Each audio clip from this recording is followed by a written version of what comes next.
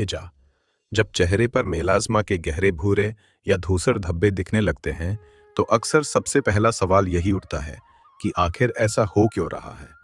बहुत सी महिलाएं तरह तरह की क्रीम, फेस पैक, घरेलू नुस्खे और महंगे प्रोडक्ट्स इस्तेमाल करती रहती हैं, लेकिन फिर भी दाग हल्के नहीं होते।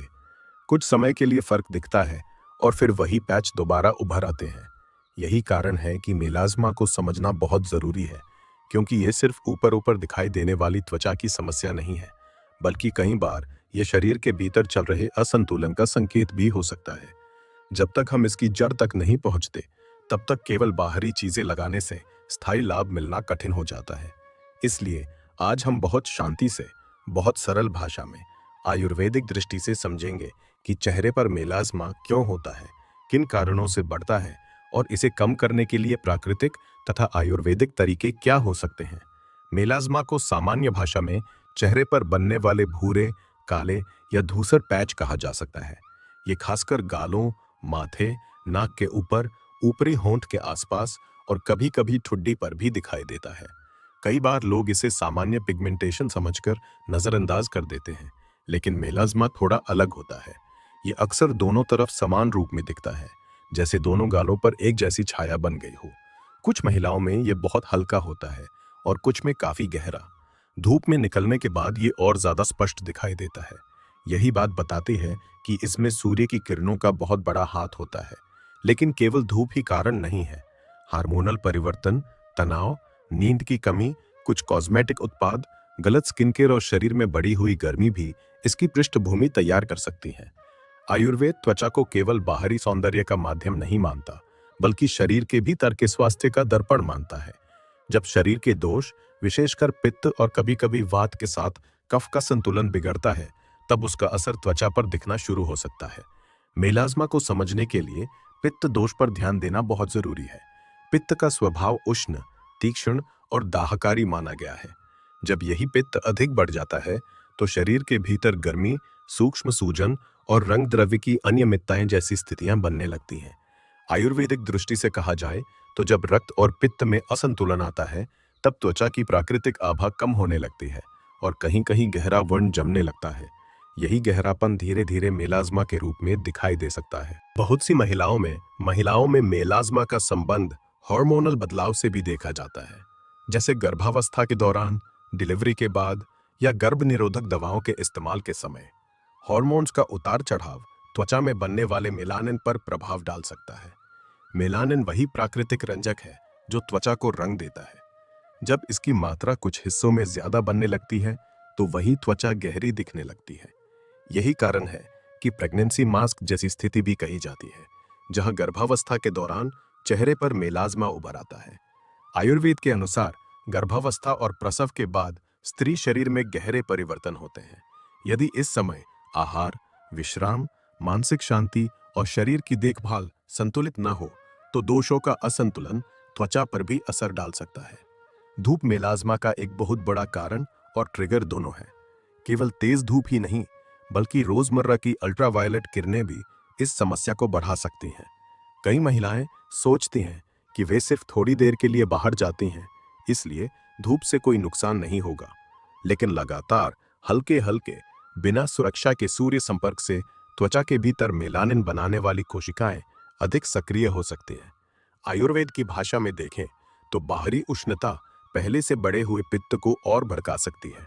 जब शरीर के भीतर की गर्मी और बाहर की धूप एक साथ मिलती हैं, तब त्वचा पर गहरापन जल्दी उभर सकता है। इसलिए मेलाज्मा को कम करने की यात्रा में सूर्य से सुरक्षा केवल एक विकल्प नहीं, बल्कि आवश्यकता बन जाती है। तनाव भी इस समस्या में बहुत गहरा योगदान दे सकता है। जब मन लगातार दबाव में रहता है, जब चिंता, बेचैनी, ओवरथिंकिंग, भावनात्मक थकान और नींद की कमी बनी रहती है, तब शरीर का पूरा हार्मोनल तंत्र प्रभावित होता है। आयुर्वेद मन और शरीर को अलग अलग नहीं देखता। मानसिक अशांति, पाचन की कमजोरी, नींद का बिगड़ना और त्वचा का निस्तेज होना, ये सब एक दूसरे से जुड़े हुए हैं। कुछ महिलाओं में देखा जाता है कि किसी मुश्किल दौर, लंबे तनाव या मानसिक थकान के समय चेहरे पर मेलाज्मा ज्यादा उभरने लगता है। इसका अर्थ ये नहीं कि केवल तनाव ही कारण है, बल्कि ये पहले से मौजूद असंतुलन को और गहरा कर देता है। इसलिए यदि कोई महिला केवल बाहरी क्रीम लगाकर समाधान खोज रही है, लेकिन उसकी नींद खराब है, मन बेचैन है और दिनचर्या अव्यवस्थित है, तो सुधार बहुत सीमित रह सकता है। अब एक बहुत जरूरी बात समझिए, मेलाज्मा को कम करने के लिए लोग अक्सर बहुत तेज, रगड़ने वाले, जलन पैदा करने वाले या ब्लीचिंग प्रभाव वाले प्रोडक्ट्स का सहारा लेने लगते हैं। उन्हें लगता है कि जितनी मजबूत क्रीम होगी उतनी जल्दी दाग हटेंगे, लेकिन यही सोच कई बार त्वचा को और संवेदनशील बना देती है। जब त्वचा की ऊपरी सुरक्षा परत कमजोर हो जाती है, तब इरिटेशन बढ़ती है और इरिटेशन खुद पिगमेंटेशन को बढ़ा सकती है। आयुर्वेदिक दृष्टि से इसे त्वचा की कोमलता और स्वाभाविक संतुलन को नष्ट करना कहा जा सकता है। त्वचा को शांत, पोषित और संरक्षित करना जरूरी है, न कि हर हाल में उसे तेजी से बदलने की कोशिश करना। मेलाज्मा में धैर्य, कोमल देखभाल और निरंतरता सबसे बड़े उपाय हैं। कुछ महिलाओं में मेलाज्मा का संबंध पाचन की स्थिति से भी जुड़ा हुआ दिखाई देता है। आयुर्वेद में पाचन अग्नि को बहुत महत्व दिया गया है। यदि अग्नि असंतुलित हो, भोजन ठीक से ना पचे, बार बार अम्लता, भारीपन, कब्ज, गैस या अपच की समस्या रहती हो, तो शरीर में आम बनने की संभावना बढ़ जाती है। आम को ऐसे अवशेष के रूप में समझिए जो शरीर में रुककर विभिन्न प्रकार की रुकावट और असंतुलन पैदा करता है। जब पाचन गड़बड़ होता है तो उसका असर रक्त, त्वचा और ऊर्जा पर भी दिख सकता है। इसलिए बहुत बार त्वचा के दाग केवल ऊपर की सफाई से नहीं, बल्कि भीतर की सफाई, हल्के और संतुलित भोजन, पर्याप्त जल सेवन और सही पाचन से भी धीरे धीरे कम होने लगते हैं। सवाल आता है कि मेलाज्मा को कम करने के लिए प्राकृतिक और आयुर्वेदिक समाधान क्या हो सकते हैं। सबसे पहले यह समझना होगा कि इसका समाधान एक दिन में नहीं मिलता। ये वो समस्या नहीं है जो रातों रात चली जाए, लेकिन यदि सही दिशा में काम किया जाए तो धीरे धीरे त्वचा का रंग अधिक संतुलित दिख सकता है, दाग हल्के पड़ सकते हैं और नया पिगमेंटेशन बनने की गति कम हो सकती है। पहला कदम है सूर्य से सुरक्षा। धूप में निकलते समय चेहरे को ढकना, छाता, स्कार्फ, टोपी या चौड़ी छाया वाली कैप का उपयोग करना और त्वचा के अनुकूल सन प्रोटेक्शन अपनाना बहुत जरूरी है। बहुत सी महिलाएं सोचती हैं कि आयुर्वेदिक या प्राकृतिक देखभाल में केवल घरेलू चीजें ही काफी हैं, लेकिन आज के समय में सूर्य सुरक्षा को नजरअंदाज करना बुद्धिमानी नहीं है। ये एक व्यावहारिक और जरूरी कदम है। दूसरा कदम है त्वचा को शांत करना। मेलाज्मा वाली त्वचा को ऐसे क्लेंजर और फेस केयर की जरूरत होती है जो बहुत ज्यादा झागदार, बहुत ज्यादा हर्ष या सुगंध से भरे ना हो। बार बार स्क्रब करना, नींबू सीधा लगाना, बेकिंग सोडा, टूथपेस्ट या बहुत तीखा डीआईवाई प्रयोग त्वचा की हालत बिगाड़ सकते हैं। आयुर्वेद में भी हर चीज को प्रकृति के अनुसार और संतुलन से उपयोग करने की सलाह दी गई है। कोई भी घरेलू उपाय इतना तीखा नहीं होना चाहिए कि त्वचा में जलन, लालिमा या खिंचाव बढ़ जाए। त्वचा को आराम चाहिए, हमला नहीं। घरेलू देखभाल में कुछ शांतिदायक और कोमल चीजें उपयोगी हो सकती हैं, लेकिन हर त्वचा अलग होती है, इसलिए पैच टेस्ट बहुत जरूरी है। जैसे शीतल प्रभाव वाली चंदन आधारित लेप, गुलाब जल, एलोवेरा जेल या खीरे का रस कुछ लोगों को आराम दे सकता है, लेकिन यहाँ भी सावधानी रखनी चाहिए कि बाजार में मिलने वाले नकली या बहुत अधिक सुगंधित उत्पाद त्वचा को परेशान कर सकते हैं। शुद्धता और सादगी सबसे महत्वपूर्ण है। चंदन को आयुर्वेद में शीतल और शांतिदायक माना गया है। गुलाब भी पित्त को शांत करने वाला माना जाता है। एलोवेरा में भी त्वचा को ठंडक और नमी देने का गुण होता है। यदि त्वचा पर सूजन, जलन या गर्माहट महसूस होती हो तो ऐसे सौम्य उपाय सहायक हो सकते हैं। एक बहुत कोमल घरेलू लेप के रूप में कुछ लोग मुल्तानी मिट्टी, गुलाब जल और थोड़ा सा एलोवेरा मिलाकर लगाते हैं, लेकिन ये हर किसी के लिए सही नहीं होता। जिनकी त्वचा बहुत सूखी या संवेदनशील है, उनमें मुल्तानी मिट्टी ज्यादा ड्राइनेस ला सकती है। इसलिए वही उपाय चुनना चाहिए जो त्वचा की प्रकृति के अनुसार हो। आयुर्वेद का यही मूल सिद्धांत है, सबके लिए एक जैसा उपाय नहीं होता। अगर किसी की त्वचा पहले से खिंची खिंची रहती है तो उसे बार बार सुखाने वाले मास्क लगाने के बजाय नमी और शांति देने वाले उपायों पर ध्यान देना चाहिए। अब अंदर से सहारा देने वाली बात करते हैं। आयुर्वेद में त्वचा को स्वस्थ रखने के लिए पित्त को संतुलित करना, रक्त को शुद्ध रखना और पाचन को स्थिर करना बहुत महत्वपूर्ण माना गया है। इसके लिए भोजन में शीतल, हल्का, ताजा और प्राकृतिक आहार उपयोगी हो सकता है। जैसे बहुत तीखा, बहुत तला भुना, बहुत खट्टा, बहुत ज्यादा गर्म तासीर वाला भोजन कम करना, बार बार पैकेज्ड फूड, तेज मसाले, अत्यधिक चाय कॉफी, बहुत कम पानी, देर रात खाना और नींद की कमी, ये सब धीरे धीरे पित्त और त्वचा दोनों को प्रभावित कर सकते हैं। इसके विपरीत मौसमी फल, हरी सब्जियां, पर्याप्त जल, नारियल पानी, खीरा, लौकी, तुरी अनार और हल्का सादा भोजन शरीर को संतुलित रखने में मदद कर सकता है। ये कोई जादू नहीं, लेकिन निरंतरता से त्वचा पर इसका असर दिखने लगता है। महिलाओं को ये बात सुनने में साधारण लग सकती है कि पानी पियो, समय पर सो, तनाव कम करो, धूप से बचो, लेकिन सच्चाई यही है कि मेलाज्मा जैसी समस्या में साधारण चीजें ही सबसे असाधारण भूमिका निभाती हैं। हम अक्सर किसी चमत्कारी क्रीम की तलाश में रहते हैं, जबकि त्वचा रोज रोज की आदतों से बनती और बिगड़ती है। देर रात तक जागना, फोन की रोशनी में घंटों समय बिताना, सुबह देर से उठना, नाश्ता छोड़ना, धूप में बिना सुरक्षा जाना और फिर दाग छुपाने के लिए मेकअप की परतें चढ़ाना, ये सब धीरे धीरे त्वचा की थकान बढ़ा सकता है। इसलिए मेलाज्मा को कम करना केवल एक फेस पैक का काम नहीं, बल्कि जीवन शैली को थोड़ा थोड़ा संतुलित करने की प्रक्रिया है। आयुर्वेदिक दृष्टि से कुछ जड़ी बूटियां और पारंपरिक उपाय भी त्वचा के लिए उपयोगी माने गए हैं, लेकिन इन्हें बिना समझे और बिना विशेषज्ञ सलाह के शुरू कर देना ठीक नहीं। जैसे मंजिष्ठा, नीमम, सारिवा, आंवला और कुछ रक्त प्रसादक तथा पित्त शामक द्रव्य आयुर्वेद में वर्णित हैं। परंतु हर व्यक्ति की प्रकृति, पाचन, उम्र, हार्मोनल स्थिति और अन्य स्वास्थ्य स्थितियां अलग होती हैं। इसलिए यदि किसी महिला का मेलाज्मा बहुत ज्यादा है, लगातार बढ़ रहा है, या उसके साथ हार्मोनल समस्याएं, पीरियड्स में अनियमितता, थायराइड, अत्यधिक बाल झड़ना, मुद्दहासे या गर्भावस्था और प्रसव का इतिहास जुड़ा हुआ है, तो उसे केवल घरेलू नुस्खों पर निर्भर नहीं रहना चाहिए। सही विशेषज्ञ से व्यक्तिगत सलाह लेना अधिक समझदारी होगी।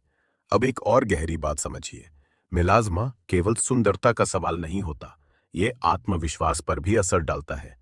कई महिलाएं आईने में अपना चेहरा देखकर उदास हो जाती हैं। उन्हें लगता है कि उनका चेहरा पहले जैसा साफ नहीं रहा। वे बाहर जाते समय असहज महसूस करती हैं। कुछ तो इतनी निराश हो जाती हैं कि बार बार चेहरा छुपाने लगती हैं। यहाँ ये याद रखना जरूरी है कि त्वचा का बदलना आपकी कीमत को कम नहीं करता। मेलाज्मा एक सामान्य और बहुत प्रचलित स्थिति है, खासकर महिलाओं में। इसे लेकर शर्मिंदा होने की जरूरत नहीं, बल्कि इसे समझदारी से संभालने की जरूरत है। जब मन पर बोझ कम होगा, तब शरीर भी बेहतर प्रतिक्रिया देगा। तनाव कम होना भी उपचार का हिस्सा है। बहुत सी महिलाओं की एक गलती ये होती है कि वे हर दूसरे दिन नया उपाय आजमाती हैं। कभी कोई फेस पैक, कभी कोई सीरम, कभी कोई ब्लीच, कभी कोई इंटरनेट ट्रेंड। त्वचा को ये समझ ही नहीं आता कि उसे क्या मिल रहा है। मेलाज्मा में बार बार रूटीन बदलना लाभकारी नहीं होता। बेहतर यह है कि 100 मील स्थिर और सुरक्षित दिनचर्या बनाई जाए और उसे लगातार कुछ समय तक निभाया जाए। जैसे सुबह चेहरा हल्के क्लेंजर से साफ करना, त्वचा को नमी देना, सूर्य से सुरक्षा करना, दिन भर पानी पीना, भोजन हल्का और संतुलित रखना, तनाव कम करने के लिए थोड़ा प्राणायाम या ध्यान करना और रात में त्वचा को आराम देने वाली देखभाल करना। छोटी छोटी आदतें जब मिलती हैं, तभी बड़ा परिवर्तन लाती हैं। नींद का प्रभाव भी बहुत गहरा होता है। जब शरीर पर्याप्त विश्राम नहीं पाता, तब हार्मोन, त्वचा की मरम्मत और मानसिक शांति सब पर असर पड़ता है। रात में बहुत देर तक जागना, सोने से पहले भारी भोजन करना या सोते समय मन में लगातार चिंता चलते रहना शरीर को पुनर्निर्माण का अवसर नहीं देता। आयुर्वेद दिनचर्या और रात्रिचर्या दोनों को महत्व देता है। यदि कोई महिला रोज एक ही समय पर सोने और जागने की आदत बनाए, रात का भोजन हल्का रखे और सोने से पहले मन को शांत करे, तो इसका असर धीरे धीरे त्वचा पर भी दिख सकता है। मेलाज्मा को केवल एक स्किन इशू मानना पर्याप्त नहीं है। ये अक्सर उस पूरी जीवन शैली का परिणाम होता है जो लंबे समय से शरीर पर असर डाल रही है। यदि हम एक व्यक्तिवाहारिक, सौम्य और आयुर्वेदिक दिशा को संक्षेप में समझें, तो मेलाज्मा को कम करने के लिए हमें 5 बातों को याद रखना चाहिए। पहली, धूप से रक्षा। दूसरी, त्वचा को हार्श चीजों से बचाना। तीसरी, पित्त बढ़ाने वाली आदतों और भोजन को कम करना। चौथी, पाचन, नींद और तनाव पर ध्यान देना। और पांचवी, धैर्य रखना, क्योंकि त्वचा को बदलने में समय लगता है। जो दाग महीनों या सालों में बने हैं वे कुछ दिनों में नहीं जाएंगे, लेकिन सही रास्ते पर चलने से फर्क जरूर दिख सकता है। बहुत बार महिलाओं को ये सुनकर राहत मिलती है कि मेलास्मा में वे अकेली नहीं है। ये बहुत कॉमन है और इसका मतलब ये नहीं कि आपकी त्वचा खराब है या आप कम सुंदर हैं। इसका मतलब सिर्फ इतना है कि आपकी त्वचा और शरीर इस समय थोड़ी अतिरिक्त देखभाल मांग रहे हैं। जैसे कोई पौधा तेज धूप, कम पानी और खराब मिट्टी में अपनी चमक खो देता है, वैसे ही शरीर भी असंतुलन में अपनी प्राकृतिक आभा खो सकता है। और जैसे पौधा सही देखभाल से फिर से हरा हो सकता है, वैसे ही त्वचा भी सही सहारा मिलने पर धीरे धीरे बेहतर दिख सकती है। तो अगर आपके चेहरे पर मेलाज्मा है तो घबराइए नहीं, हड़बड़ाइए नहीं और अपनी त्वचा से नाराज मत होइए। उसे समझिए, उसके संकेतों को सुनिए।